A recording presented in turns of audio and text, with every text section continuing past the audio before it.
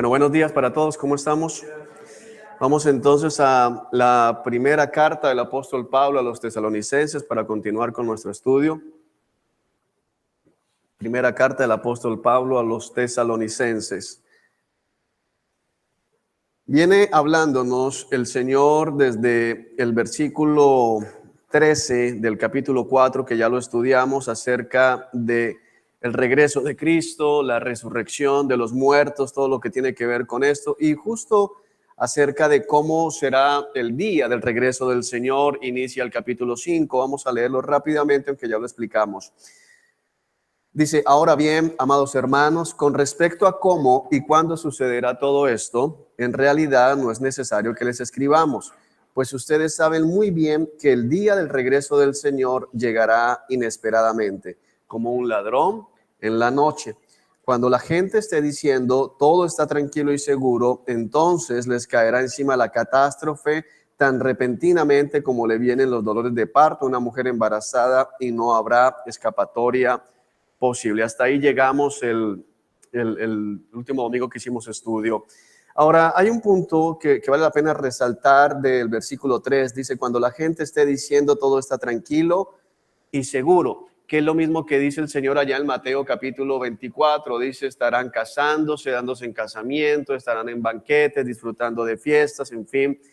Y es algo que nos tiene que abrir también los ojos a nosotros, en el sentido de que el mundo no va a estar apercibido del momento en que venga Cristo para juzgarlo.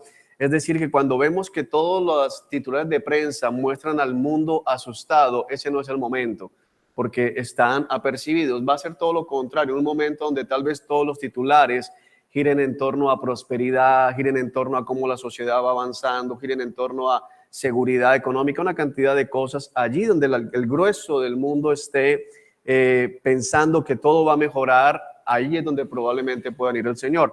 Ahora, volvemos a lo mismo, no se nos ha llamado a determinar el tiempo, no se nos ha llamado a estar como con una cábala, ¿no? Y tratando de adivinar. De hecho, desde que Cristo fue llevado al cielo, siempre se han venido levantando falsos profetas que han tratado de ponerle fecha al regreso de Cristo, y lógicamente todas esas fechas han sido equivocadas, porque escrito está que nadie conoce el día ni la hora.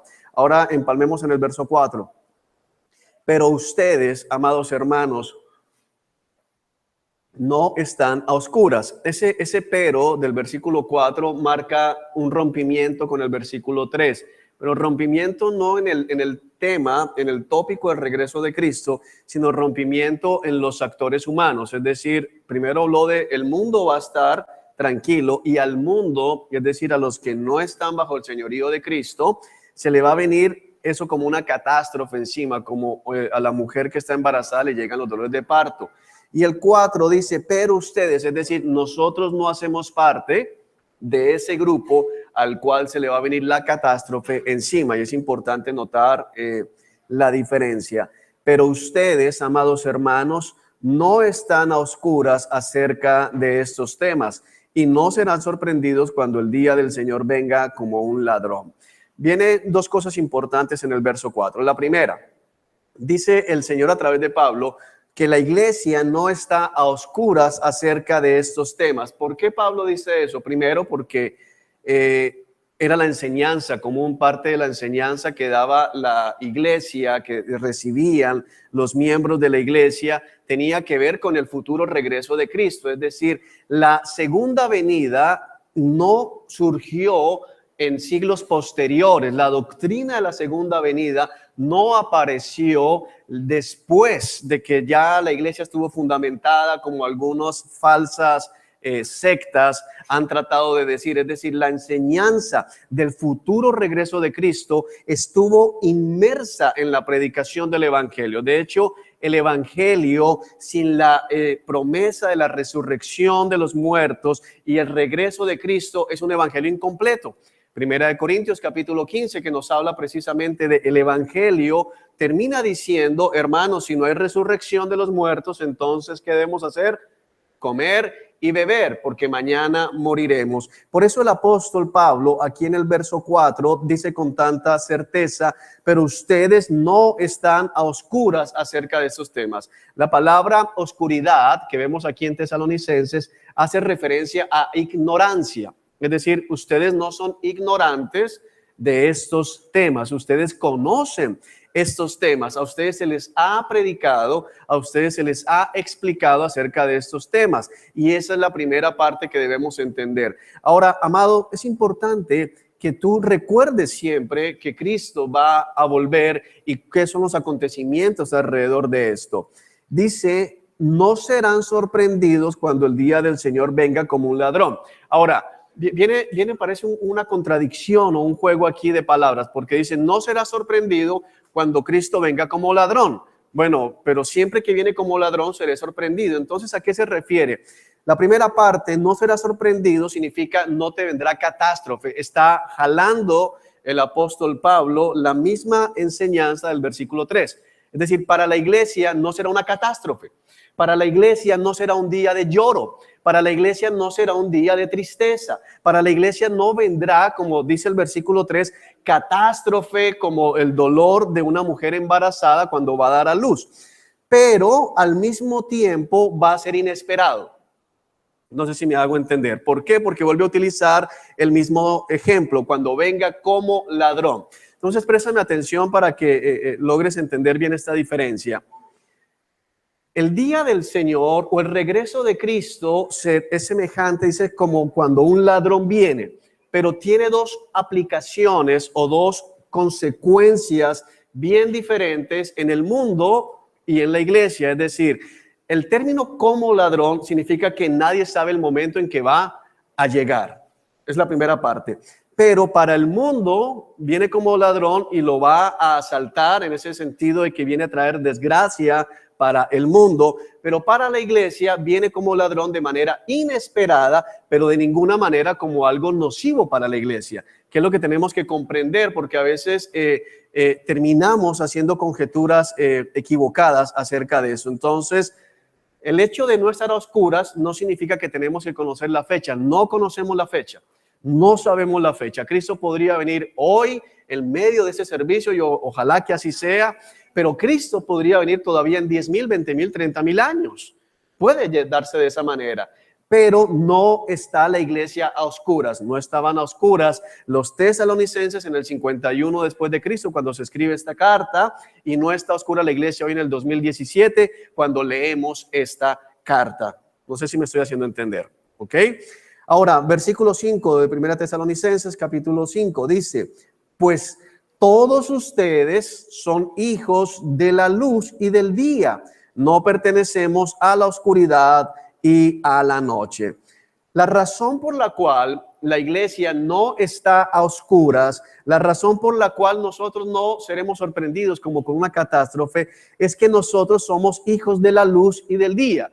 Es una forma en que Pablo está reforzando la idea de que no estamos a oscuras, pero aquí ya al poner luz y día hace referencia no solamente a que estamos en el conocimiento, es decir, ya no estamos en ignorancia, sino que también hace referencia a lo que quiere decir estar en Cristo, es decir, somos hijos de ¿quién? Del día, en ese sentido, de Cristo, que es la luz del mundo. No pertenecemos a la oscuridad y a la noche. Ahora, fíjate dos cosas. Nosotros no somos o no estamos en oscuridad espiritual, sin embargo, vivimos en un mundo de tinieblas.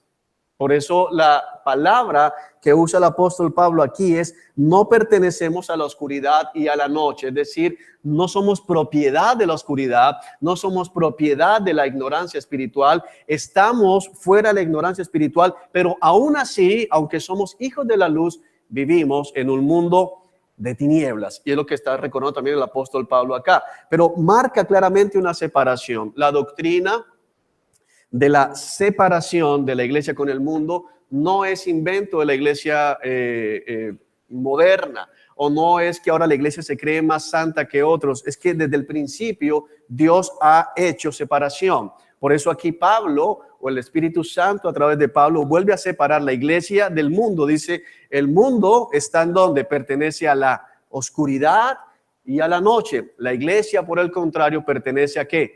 A la luz y al día. Es decir, nosotros somos completamente diferentes, así como el pueblo de Israel era diferente a todos los pueblos que habían en la época. Verso 6. Así que manténganse en guardia, no dormidos como los demás. Viene una especie de consuelo y de halago, de reconocimiento en el versículo 5. Somos hijos de luz, somos hijos del día, no pertenecemos a la oscuridad, no pertenecemos a la noche. Entonces, porque es que a veces nos quedamos únicamente con, no, yo estoy en la luz. Yo soy hijo del día, yo soy en la luz, yo no soy en ignorancia. Pero el verso 6 viene como una advertencia, una amonestación. Así que manténganse en guardia y no dormidos como los demás. La palabra dormidos acá no es la misma que está usada al final del capítulo 4, donde se habla de los que duermen. ¿Se acuerdan que lo vimos para la resurrección? Hay unos que están dormidos ya, pero está hablando de que están muertos, han sido sepultados. La palabra aquí, dormidos, no está hablando de esa muerte física, porque entonces diría que la iglesia son los únicos que están vivos y el resto del mundo están sepultados, y no es así. Aquí el adormecimiento es espiritual. No podemos estar dormidos espiritualmente como andan dormidos los demás. Hay un llamado aquí muy parecido al que el Señor da la noche de Getsemaní, cuando dice, estén ¿qué? Despiertos, velen para que no caigan en tentación. Debemos estar velando. El apóstol Pablo hace uso de la misma exhortación. Manténganse en guardia. La palabra guardia, lógicamente, hace referencia a un soldado que está ¿qué? Vigilando. A una persona que está en la garita, a una persona que está en la puerta y está atento, sabiendo que en cualquier momento puede venir a alguien en contra de ellos. Pero aquí nos llama a una guardia para no estar en el adormecimiento espiritual como están ¿quiénes? Los del mundo. Estos demás son ¿quiénes? Los que están afuera. Estén alerta y lúcidos. El original dice estén alerta y sobrios.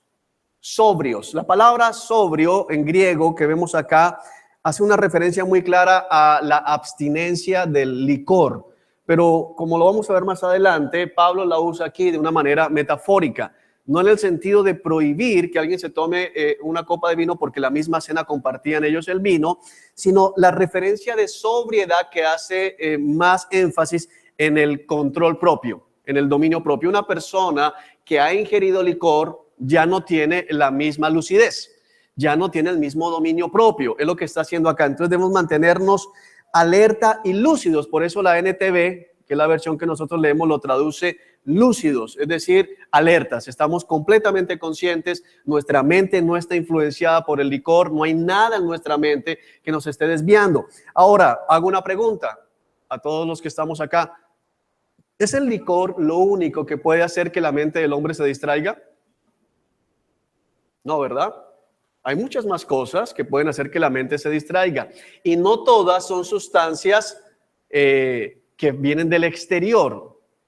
La duda, el temor, la ambición, la ansiedad, muchas cosas como lo estuvimos estudiando el día jueves, pueden hacer que nuestra mente ¿qué? Se distraiga. Por eso el Señor aquí a través de Pablo dice, ustedes deben estar alerta y deben estar lúcidos. El apóstol Pedro en su primera carta, capítulo 1, versículo 13, también nos lleva por ese lado, cuando nos dice que debemos estar, que sean sobrios y disciplinados en la oración. No dice, mira, si te tomaste un vino, no ores. No, está diciendo es que ora con la mente lúcida, ora en dominio propio, en control propio, lo que está diciendo acá.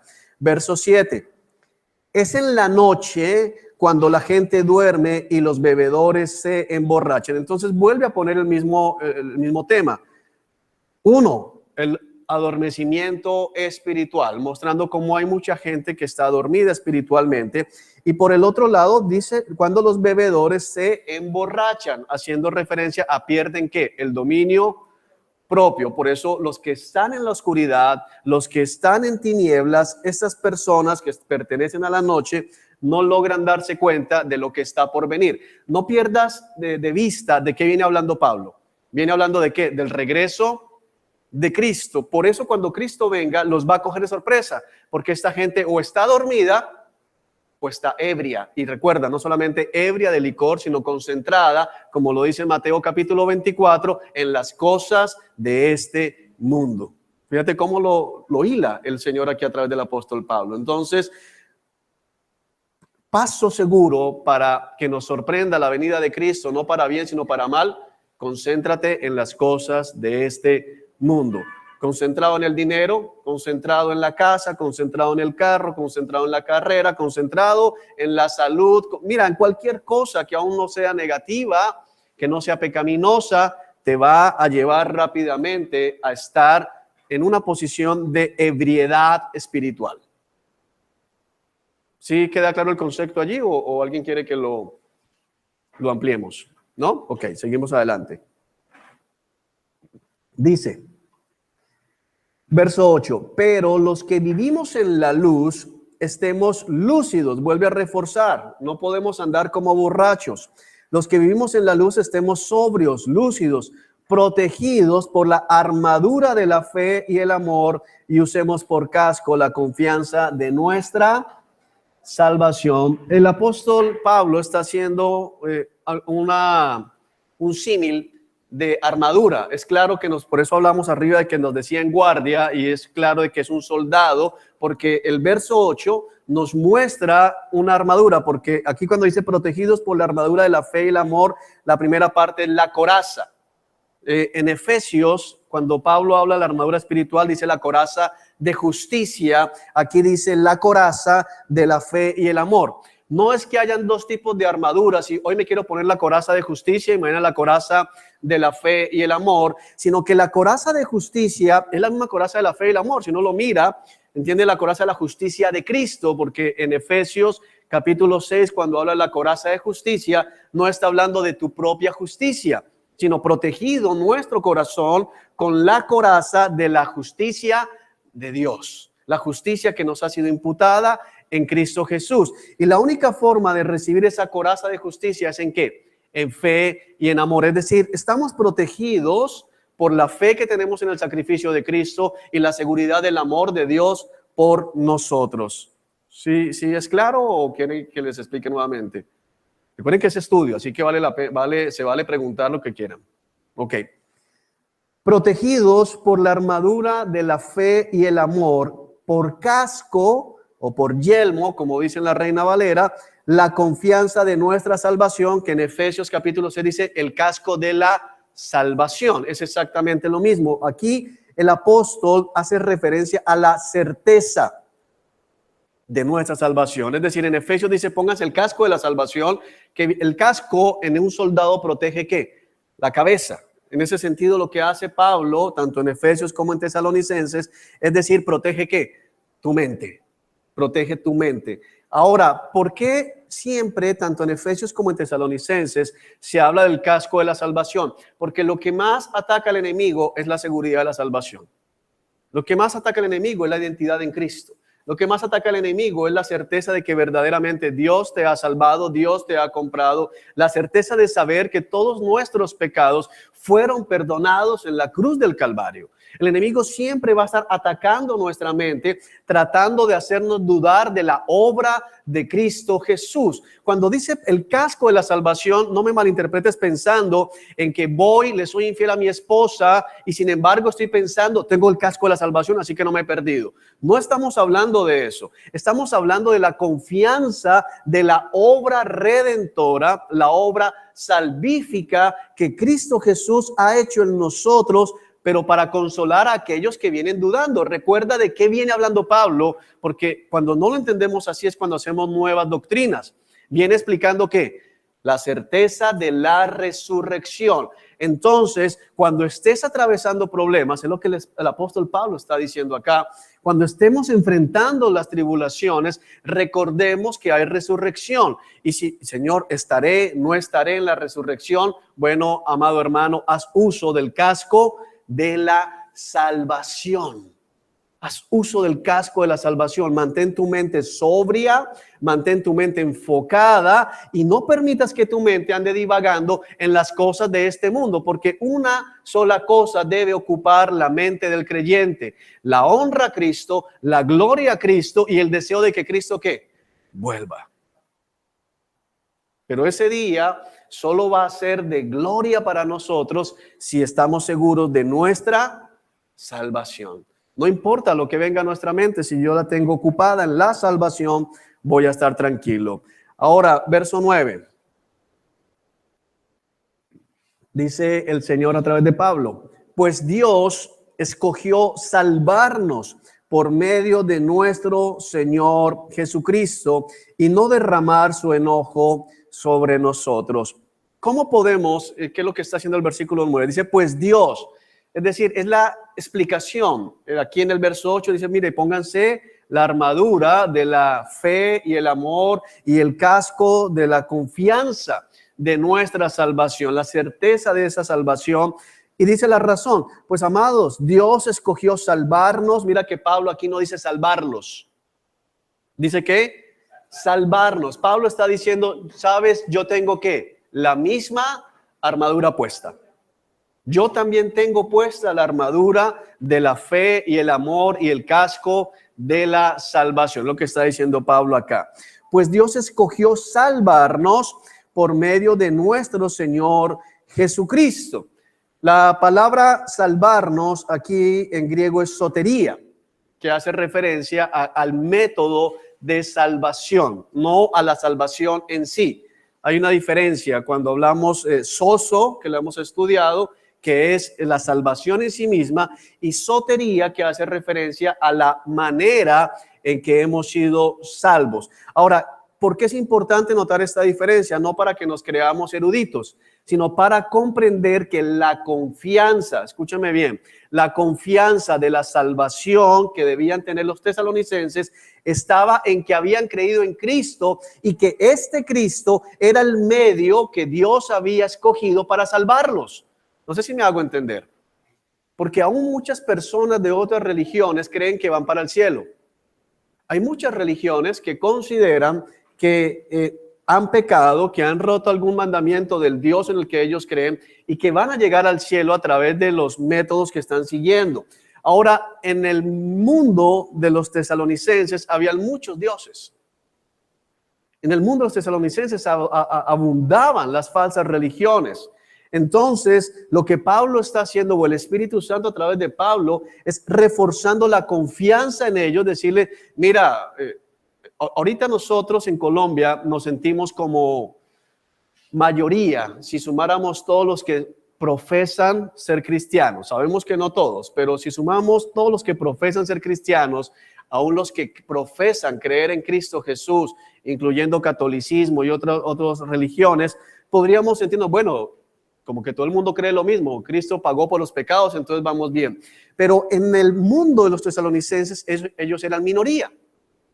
Entonces venía el ataque, el enemigo a decir, oye, ¿en verdad crees que te vas a salvar porque creíste en este Jesús? Mira, todo lo que están haciendo, van a los templos, ofrecen sacrificios, queman incienso, hacen una cantidad de cosas, las prostitutas del templo, en fin. Ahora, lo que hace el Señor a través de Pablo es decirles, miren, tengan confianza en su salvación al recordar que Dios escogió salvarnos por medio de nuestro Señor Jesucristo. Es decir, la elección del medio de salvación era muy diferente a la de las demás religiones. En las demás religiones, como lo estuvimos estudiando el jueves, la gente crea su ídolo, la gente arma su propio Dios y luego establece lo que a ese Dios le agrada. Hace creo que 2 meses y medio, salió en los periódicos locales de unos rituales que hicieron en Cartagena. Entonces le llevaban piñas y sandías y todo a un dios allá en la playa. No sé si alguno vio la noticia, le tiraron ahí en las playas de Boca Grande un poco de piñas y cocos, y si el coco caía de un lado era que la deidad había aceptado la ofrenda, y si el coco caía para arriba, entonces era que estaba molesta, en fin. Pero en el caso del Señor nuestro Dios, es Él el que escogió salvarnos, es decir, tenemos la confianza de saber que creemos que somos salvos por la obra de Cristo, porque ese fue el medio que Dios eligió. ¿Sí me hago entender con esto? ¿Seguro? Si no, pregunten. Estamos en estudio, se puede preguntar. ¿Sí es claro esto? Porque es importante entender. Pues Dios escogió salvarnos por medio de nuestro Señor Jesucristo y no derramar su enojo sobre nosotros. Mira lo que dice acá. No solamente escogió salvarnos por medio de su Señor Jesucristo, sino al mismo tiempo, a través del sacrificio de Cristo, escogió no derramar su enojo sobre nosotros. Esto es consecuente con lo que dice Efesios capítulo 2, versículo 2, donde dice que todos por naturaleza éramos objeto de la ira de Dios. Algo muy diferente a lo que la gran mayoría de la gente cree, que por naturaleza Dios nos ama. La gente está pecando, la gente está en medio del desenfreno moral y sin embargo cree que Dios le ama con todo lo que está haciendo. Creen que por naturaleza Dios los ama, pero Efesios 2 dice lo contrario. Dice, por naturaleza, por nuestra propia naturaleza, éramos objeto de la ira de Dios. Aquí lo refuerza Pablo cuando dice en este versículo 9, Él escogió no derramar su enojo sobre nosotros. Ahora, ¿sobre quién lo derramó entonces? Versículo 10. Cristo murió por nosotros para que estemos vivos o muertos, cuando regrese podamos vivir con Él para siempre. Mira que el Espíritu Santo en su perfección no deja como en el aire qué pasó con ese enojo del Señor, sino que aunque para los tesalonicenses era muy clara la enseñanza de la redención de Cristo, aquí la vuelve a reforzar. Y tenemos que entender un principio: nunca va a ser demasiado la predicación del evangelio. Nunca vamos a tener demasiado del evangelio. Nunca va a ser no, mira, ya muchas veces lo de Cristo. No, nunca. De hecho, es tremendo como muchas veces en la iglesia se considera la explicación del evangelio la doctrina básica para los que están llegando y ya no se vuelve a explicar. Es un error. Esa es la doctrina principal. Por eso aquí Pablo vuelve a hacer uso de la doctrina del evangelio cuando dice, decidió no derramar su enojo sobre nosotros y en cambio Cristo murió por nosotros. ¿Qué es lo que está diciendo ahí? Mira, Dios decidió salvarnos por medio de Jesucristo, no derramar su enojo sobre nosotros, sino derramarlo sobre Cristo. Al pensar en eso, entonces el versículo 8 cobra mucho más fuerza, donde dice que ponte la armadura de la fe, el amor y el casco de la confianza en la salvación. La confianza, es decir, la certeza de saber que la copa de ira que estaba derramada para nosotros fue bebida hasta la última gota por Cristo Jesús en el monte Calvario. Es lo que está diciendo el apóstol Pablo acá.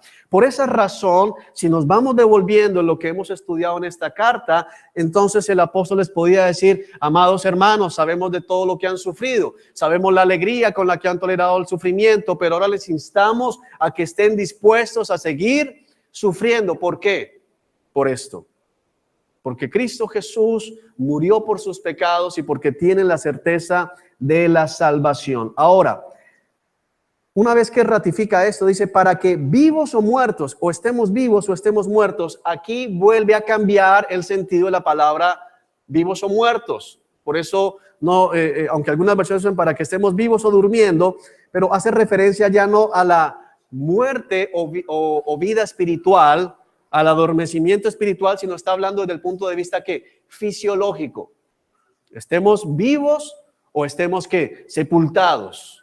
Y no está hablando del mundo, está hablando únicamente de ¿qué? De la iglesia. Vuelve a traer consuelo. No importa si un hermano está muerto o el hermano está vivo. Cuando Él regrese, cuando Cristo regrese, no va a importar. Eso lo explica Pablo también a detalle en Corintios. De ninguna manera nos adelantaremos. Los que estén muertos van a ¿qué? Dice, primero los que hayan muerto en Cristo Jesús. Y luego nosotros, los que aún estemos con vida, dice el apóstol Pablo allá en Primera de Corintios. Los que estemos vivos o muertos, cuando Él regrese, podamos vivir con Él para siempre. Entonces, fíjate cómo compara que sin importar si estamos vivos o estamos muertos, hay una vida eterna que es diferente a la que estamos viviendo en este momento. Entonces va a cambiar completamente nuestra situación, va a cambiar completamente nuestra condición. Podamos vivir con Él para siempre. Aquí está hablando del sentido de eternidad. ¿Por qué Pablo utiliza aquí? Creo que se bajó el volumen y me estoy sintiendo forzado acá. ¿Por qué Pablo vuelve a poner aquí la situación de la vida eterna? Porque recordemos que los tesalonicenses estaban bajo una gran persecución. La posibilidad de que alguno de ellos no llegara a la noche era bastante alta.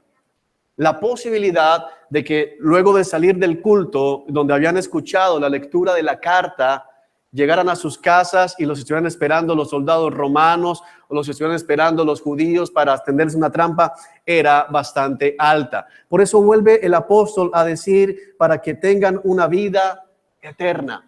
Amados, puede que nosotros no estemos con temor de encontrar un ejército armado a la salida, pero de una u otra manera el enemigo siempre nos vive tratando de atemorizar con la pérdida en esta vida temporal. Y la única manera en que nosotros podemos hacer frente a la enfermedad, la única manera en la que podemos hacer frente a las situaciones económicas difíciles, la única manera en la que podemos hacer frente a la persecución, se subió demasiado, y a todo lo que enfrentamos normalmente es la mira en las cosas eternas, la vida eterna. Ese es el único consuelo para el genuino creyente en Cristo Jesús. Verso 11. Así que aliéntense y edifíquense unos a otros tal como ya lo hacen. La palabra aliéntense es anímense, no es consuélense, sino es de ánimo. Es importante entender la diferencia. No es consuelo, es la palabra en griego parakaleo, que hace referencias a animar, no a exhortar, porque no es de regaño, sino de ánimo, pero no de consuelo de que están tristes, sino de vamos para adelante. Así que anímense, aliéntense unos a otros y edifíquense unos a otros. A veces nos cuesta, bueno, tengo que ser claro, a mí ya hace mucho rato no, pero a veces nos cuesta o me costaba, iniciando mi caminar con Cristo, el hecho de congregarse, ¿no?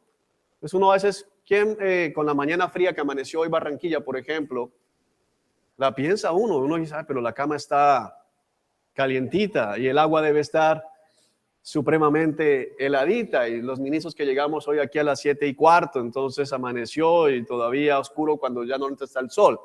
Pero, amados, es bueno hacer parte de la vida de la iglesia. El enemigo siempre anda llamando gente para decirle, mira, tú no necesitas la iglesia para ser cristiano. Te voy a decir, es verdad, pero si tú eres cristiano, vas a querer ir a la iglesia. Vas a querer pertenecer a la iglesia. Es necesario pertenecer a la iglesia, porque cuando estás en la iglesia, tienes la posibilidad de ser alentado y ser edificado. Si estás solo, ¿quién te levanta? Si estás solo, ¿quién te anima? Si estás solo, ¿quién te corrige? Porque necesitamos que nos corrijan también. ¿Quién nos va a decir, hermano, por aquí estás caminando errado? Esta no es la manera de hacer las cosas. Por eso es tan importante, como dice el Señor a través de la carta a los Hebreos, no dejando de congregarnos, como tienen por costumbre algunos. Porque es que los leños arden juntos. Uno está congregándose y es más fácil que se mantenga. De pronto el Espíritu Santo nos da la palabra, viene un hermano y te dice, tranquilo, fresco, todo va a estar mejor. El hermano sabe por qué te lo dijo, pero el Espíritu Santo lo impulsó y tú sí sabes por qué te lo dijeron. Así que es importante esto. Y ponerlo en práctica. Aliéntense y edifíquense unos a otros tal como ya lo hacen. Ahora, está diciendo el apóstol Pablo que ya lo hacen, entonces decimos, bueno, ¿y para qué se lo vuelve a decir? Tal vez te has sentido molesto cuando te dice alguien, hermano, hay que hacer el devocional. Ay, pero ya lo hago, si son canzones, otra vez con lo mismo. Bueno, el apóstol Pablo aquí está reconociendo que ellos ya se alentaban, ya se edificaban, pero ¿qué les dice? Aliéntense y edifíquense. Porque el hecho de que lo estemos haciendo no significa que nunca lo vayamos a dejar de hacer. Necesitamos que nos estén recordando las verdades espirituales y nos estén animando a las buenas prácticas espirituales. Amén. Es lo que pasa acá. Verso 12. Amados hermanos, honren a sus líderes en la obra del Señor. Ellos trabajan arduamente entre ustedes y les dan orientación espiritual. Ténganles mucho respeto y de todo corazón demuéstrenles amor por la obra que realizan. La primera parte de estos versículos 12 y 13 dice: amados hermanos, honren a sus líderes en la obra del Señor. Hay una cosa importante para ver acá. El versículo 12 inicia diciendo amados hermanos. Aunque es una constante a lo largo de la carta, recordemos que inicia el apóstol Pablo de la misma manera la carta, lo vuelve a poner aquí en la mitad, entre el verso 11 y 12, para identificarse como hermano de ellos. Es decir, Pablo era líder, de hecho, era uno de los grandes líderes de la iglesia cristiana primitiva. Sin embargo, como va a dar una instrucción que lógicamente recae sobre él, porque cuando está diciendo honren a sus líderes en la obra del Señor, está dando el mandato de que honren a los líderes de Tesalónica, pero lógicamente de manera indirecta también que lo cubre a él. Por eso Pablo inicia con esta frase, amados hermanos, es decir, mira, me debes honrar, es lo que está diciendo Pablo, debes honrar a tus líderes, debes honrar a los ancianos de la iglesia, a los pastores de la iglesia, a los que están presidiéndolos, pero no se olviden de algo, ¿son qué? Hermanos. Es decir, hay una línea horizontal en la iglesia. Desafortunadamente la iglesia, especialmente la iglesia en las últimas décadas, ha copiado el modelo del mundo y entonces ha puesto una pirámide, un triángulo donde el pastor o el apóstol o el patriarca o todos esos títulos que se van poniendo rimbombantes, está aquí en la punta y el resto tiene que estar rindiéndole pleitesía. Pero la iglesia desde el punto de vista orgánico es horizontal. Aquí solo hay una cabeza a la que realmente se le rinde pleitesía, honor, honra, gloria, que es ¿quién? Cristo Jesús. Ahora, ¿qué está diciendo acá? Honren a sus líderes no significa adoren a sus líderes, no significa sean esclavos de sus líderes, sino el honrarles es respetarles, porque hay una tendencia en el corazón del hombre, es a la rebeldía. Nos molesta la autoridad. Cuando estábamos en casa pequeños y nuestros padres estaban como autoridad, nos molestaba, porque nos decían hay que levantarse, hay que lavarse la cara, hay que lavarse los dientes, hay que comer, ya no veas televisión, ya no hagas, nos molesta. Hay una tendencia, una aversión natural y hace parte de nuestra naturaleza pecaminosa. ¿Por qué? Porque Adán y Eva tenían una sola orden para cumplir, una sola restricción, una vida de completa libertad, gozo, nada de enfermedades. Adán y Eva no pagaban arriendo, Adán y Eva no pagaban luz, Adán y Eva no pagaban agua, no pagaban gas, no se preocupaban por mercado, nada. Sin embargo, una sola orden, mira, de este arbolito, del árbol del conocimiento del bien y del mal que está aquí en la mitad, un solo árbol, no comas, come de todo lo que quieras alrededor, pero de este no. Inmediatamente, ¿qué? Vamos a comer. Esa aversión natural la tenemos en nosotros. Por acá hay pregunta o comentario. Caen Adán y Eva engañados, seducidos por la serpiente, pero recuerda que el engaño de la serpiente, ¿cuál es? Serán como Dios. O sea, en el fondo, ya en el corazón de Adán y Eva había la idea de qué. Pero ¿por qué no puedo comer? O sea, Dios tiene que ser siempre alguien que me dé instrucción. Yo quiero ser el que se manda a sí mismo. Amado, Pablo, el mismo que está escribiendo esta carta a los tesalonicenses, le sucedió un caso en Hechos de los Apóstoles, capítulo 23, cuando estaba en el concilio, delante del sumo sacerdote, cuando estaba con Ananías. Y al instante Ananías, el sumo sacerdote, ordenó a los que estaban cerca de Pablo que lo golpearan en la boca. Pero Pablo le dijo: Dios golpeará a ti, hipócrita, corrupto. ¿Qué clase de juez eres tú? Eres si tú mismo infringes la ley al ordenar que me golpeen así. Los que estaban cerca de Pablo le dijeron: ¿te atreves a insultar al sumo sacerdote de Dios? Lo siento, hermanos, no me había dado cuenta de que el sumo sacerdote. Contestó Pablo: porque las escrituras dicen, no hablarás mal de ninguno de tus gobernantes. Ajá. Entonces, Pablo contestó así porque no ignoraba que él era sumo sacerdote, o aunque él por su pecado de pronto contestó así, queriendo, diciéndole que era algo injusto lo que él estaba haciendo con él. Pues entran varias cosas allí. En Hechos 23 recordemos, uno, cuando Pablo dice, no me he dado cuenta que era el sumo sacerdote, tenemos que asumir que está diciendo la verdad, que realmente no se ha dado cuenta que el que lo mandó golpear fue el sumo sacerdote. Por el otro lado, lógicamente recrimina, porque lo que hizo el sumo sacerdote estuvo mal, porque no podían golpearlo solo porque sí. Pero al mismo tiempo Pablo hace uso de lo que enseña en otro pasaje cuando dice, me hago con los judíos judío, con los griegos griego. Y lógicamente para Pablo en ese momento era importante no transgredir la ley como tal del Señor en ese momento, judía, la ley mosaica, para poder ganarlos para Cristo. Pero no podemos trasladar, digamos, ese punto allá de que entonces el sumo sacerdote o el pastor viene aquí y yo le digo a Nelson, Nelson, golpea a Luis Carlos rápido porque me miró mal y entonces tiene que golpearlo porque soy el pastor. No, allá Pablo lo que hace es no transgredir la ley de Moisés para poderlos ganar y que no tuvieran una excusa, un argumento para no escuchar el mensaje del evangelio diciendo es que mira, está transgrediendo allí la ley. Pero aquí está hablando en el término de la iglesia. Recuerda que la iglesia no está bajo la ley mosaica en ese punto, sino la manera del organigrama de la iglesia es bien diferente al de la ley mosaica.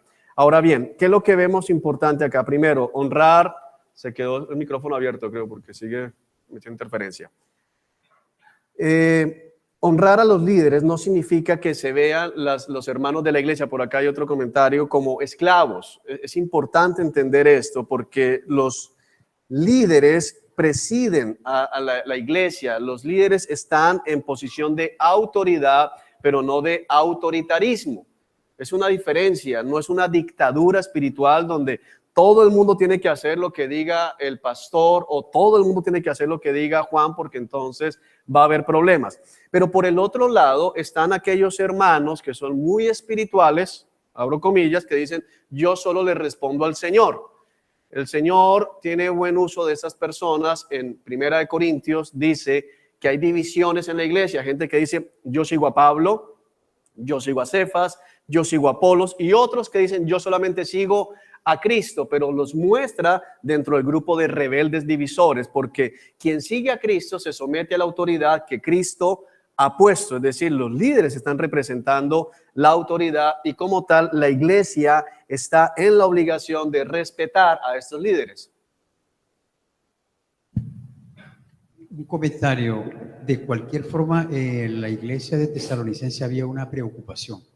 Sí, claro. Y era de los hermanos que habían muerto, ¿qué iba a pasar con ellos? Pablo les explica, pero mi pregunta es, ¿qué lapso de tiempo va a haber entre el rapto de la iglesia y la venida de Cristo? Ojo que primero viene el rapto y después viene... Bueno, es tema bien diferente, pero rápidamente, como lo estudiamos en escatología, nuestra posición bíblica es que va a haber un periodo de más o menos 7 años, que es lo que dura entre la tribulación y la gran tribulación. Bueno, seguimos acá con esos consejos. Entonces dice, honren a sus líderes en la obra del Señor. Ellos trabajan arduamente entre ustedes y les dan orientación espiritual. Es decir, que el líder está llamado a trabajar en medio de la iglesia. Este trabajo del que está hablando aquí Pablo no es el trabajo de que están en la misma empresa, sino de que el verdadero pastorado tiene que estar metido en medio de la vida de la iglesia, cuidando la grey, porque muchas veces los pastores se ven a sí mismos como conferencistas. Entonces el único contacto que tienen con la iglesia es el domingo cuando predican y ya, van y salen por la parte del backstage, ¿no? Entonces nadie los ve, nadie los conoce, nadie puede saludarlos, nadie puede preguntarle nada porque están allá muy aparte de toda la congregación, o sea que les quiten unción. Pero no es la manera que el apóstol Pablo está mostrando cómo es la vida de la iglesia. Ténganles mucho respeto y de todo corazón demuéstrenles amor por la obra que realizan. Mira que eso es bien importante porque dice, ténganles mucho respeto y de todo corazón demuéstrenles amor por la obra que realizan. Ahora bien, los líderes no están por encima de la iglesia, pero eso no significa que se puedan tomar como muñequitos a los cuales se les puede decir, lo que se le antoje a cualquiera en cualquier momento. Yo a veces me sorprendo y le pido al Señor misericordia. A veces cuando me dicen, oye, no pienses en Juan Hernández, piensa quién representa a Juan Hernández. Porque el problema es ese, no es por mí, finalmente, porque es que hay un mandato de parte del Señor de ténganles mucho respeto y de todo corazón demuéstrenles amor por la obra que realizan. Ahora, el amor debe ser demostrado porque hay una ¿qué? Obra.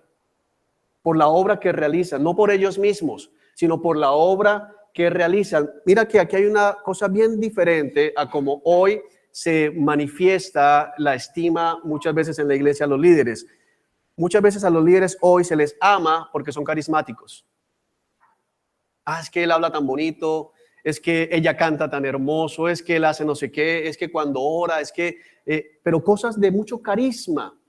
Estamos hablando aquí, el apóstol Pablo dice, amor por la obra que realizan. Es decir, hay una obra, están trabajando realmente o simplemente tienen el título. No es amor porque meramente se le dio el título. Entonces, como escuché la vez pasada de una congregación donde hubo un problema grande en la iglesia porque alguien se atrevió a decirle al pastor el nombre de pila.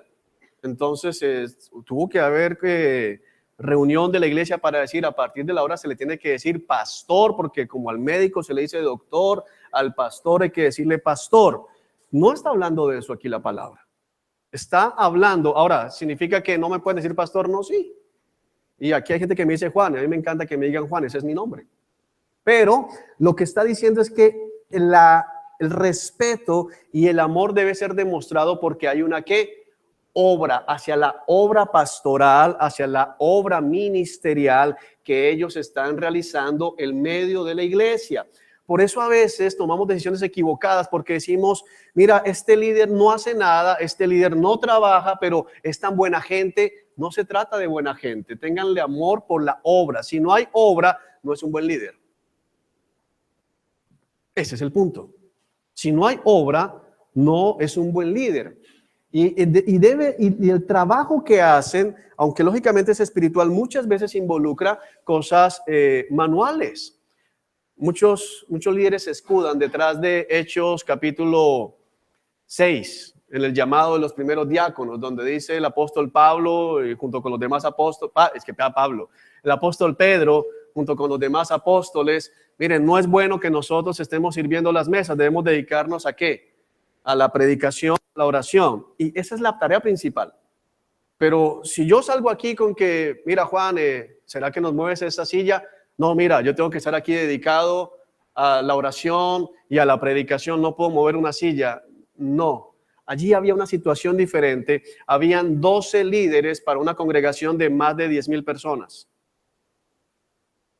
Me hago entender, pero muchos líderes no mueven un dedo.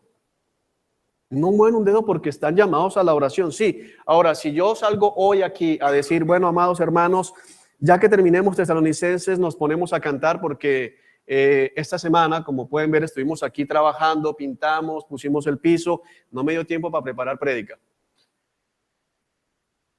¿Estaría bien? Pero hermano, trabajé bastante, miren, aquí me dolió la espalda, quedamos aquí. El viernes salimos de aquí con varios hermanos a la 1:30 de la mañana, desde las 8 que llegamos. Pero no traje prédica. No está bien. Porque mi responsabilidad principal es ¿cuál? La edificación espiritual de la iglesia. Un ejemplo bien aterrizado aquí en el mundo que puede ayudarles a entender esto, creo que lo he puesto algunas veces, es como si yo fuese arquero de un equipo de fútbol y entonces tú me preguntas, ¿cómo les fue en el partido? Les digo, metí un gol. ¿Metiste un gol, Juan? ¿Tú eres el arquero? Sí, metí un gol. ¿Cuánto quedaron? Perdimos 21. ¿De qué sirvió mi gol? Por estar queriendo hacer un gol, permití que entraran muchos. Mi función era impedir que entraran goles. Entonces, aunque la función principal es la edificación espiritual, no es un llamado tampoco a que el pastor no haga nada. Y vuelve a poner aquí en el tema, demuéstrenles amor por la obra que realizan. ¿Cómo demuestro el amor por la obra que realizo? Sujetándome, obedeciendo las instrucciones espirituales, porque como dice el apóstol Pablo, a los que vienen y los explotan, a los que vienen y los golpean, a esos sí los escuchan. Mientras que la orden vaya en consecuencia con la palabra de Dios, hay que hacerla. Eso es lo que está diciendo la palabra aquí. Amén. Y vivan en paz unos con otros. ¿Por qué el Señor pega el vivir en paz unos con otros justo después del respeto a los líderes? Porque muchas de las divisiones que el enemigo siembra y crea en la iglesia tiene que ver con gente que se levanta en contra del liderazgo de la iglesia o con un liderazgo abusivo. Porque no está llamando el Señor aquí a aceptar el liderazgo abusivo. Hay liderazgo abusivo. Desafortunadamente en la iglesia cristiana hay muchos líderes abusivos que exceden la autoridad que Dios les ha dado, que ven a la iglesia como servidumbre para ellos. Pero también lo tenemos de muchas divisiones que se dan en la iglesia porque simplemente a alguien no le gusta que le llamen la atención y como le llamaron la atención, armó Troya. Y a chismear y a hablar y a comentar y a publicar y se divide la iglesia. Se desconoce toda la obra que se ha venido haciendo. Hay que cuidar la obra que Dios ha venido haciendo a través del liderazgo. Y no estoy hablando de Misión Rescate, estoy hablando de ¿qué? De la iglesia. Eso es lo que está enseñando aquí el Señor. Pero también tenemos que aplicarlo. Por eso dice, vivan en paz unos con otros. ¿Por qué lo mete allí? Te voy a hacer una pregunta. ¿Es posible que alguno de los líderes, me voy a poner yo, es posible que yo en algún momento haga algo que esté en contra de la palabra de Dios? Claro que sí. ¿Es posible que yo peque? Claro que sí, hermano, yo peco. ¿Es posible que haga algo que te ofenda, que en algún momento, con intención o sin intención, te ofenda? ¿Pero qué debemos hacer? Esforzarnos por vivir en paz. Vamos a poner las cosas que, bien, mira Juan, ayer me dijiste esto me ofendió, creo que esto no es correcto, vamos a vivir en paz. Pero normalmente lo que tiende nuestra naturaleza es que si un líder hace algo que no me agrada, voy y lo comento con todos, menos con quién, con él. Esparzo rumores, esparzo mentiras, inmediatamente comienza a haber ¿qué? División. Vivan en paz unos con otros, es lo que está diciendo el apóstol. Fíjense que lo pega es allí. Verso 14, hermanos, les rogamos, ese rogamos es la misma palabra para caleo, que es les alentamos, les invitamos a que amonesten a los perezosos, a que exhorten a los perezosos. No está hablando únicamente de los perezosos espirituales, sino que tienen que hablar de ¿qué? De los que son flojos. La iglesia no debe tolerar la vagancia. Más adelante el apóstol Pablo dice, el que no quiera trabajar, que no coma. Ay, pero ¿dónde está el amor de Cristo, hermano? El amor de Cristo está allá en la oficina que dejaste tirada. Ay, el amor de Cristo, hermano, está allá cuando el despertador sonó a las 7 y seguiste durmiendo hasta las 11. El amor de Cristo no se manifiesta tolerando la vagancia. Hermano, les rogamos que amonesten a los perezosos. Si tú ves a un hermano perezoso, ¿qué tienes que hacer? Hermano, deja la flojera. Deja la flojera.